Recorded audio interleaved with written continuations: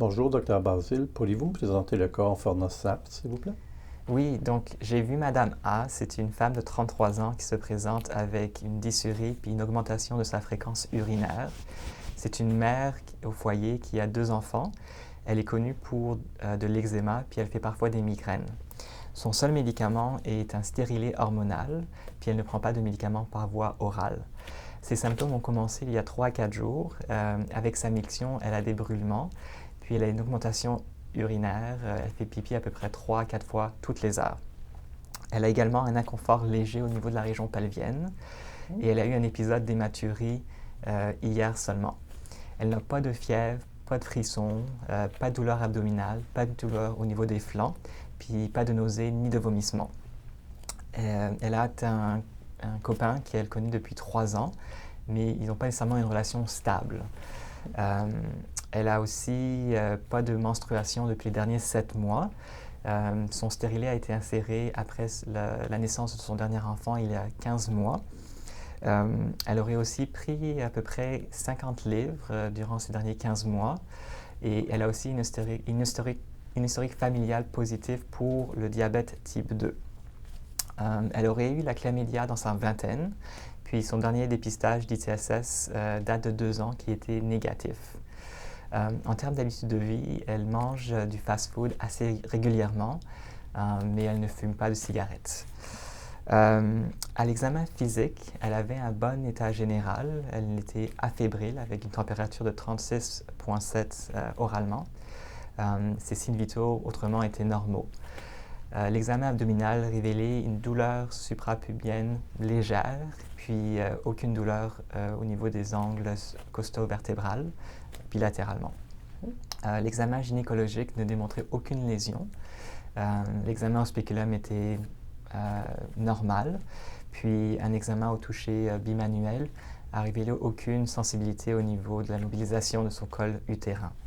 J'ai également fait un test urinaire avec bandelette qui a seulement révélé quelques leucocytes, aucun nitrite ni de sang. Puis son urine avait une odeur forte, puis un air qui était une couleur un petit peu troublée.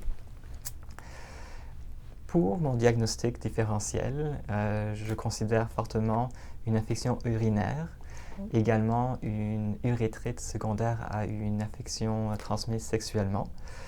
Puis je considère un diagnostic concomitant de diabète type 2. En termes de ce que j'aimerais faire, en termes de ce que je pense être le diagnostic le plus probable, c'est une infection urinaire, considérant sa présentation d'une douleur aiguë associée avec ses mictions, puis une fréquence urinaire augmentée. Puis aussi, à l'examen urinaire, on avait vu des leucocytes. Je pense qu'il faut quand même considérer la possibilité d'une urétrite secondaire à une ITS, surtout avec son histoire qu'elle a une relation pas nécessairement stable avec son copain. J'ai déjà envoyé des échantillons pour chlamydia et gonorrhée.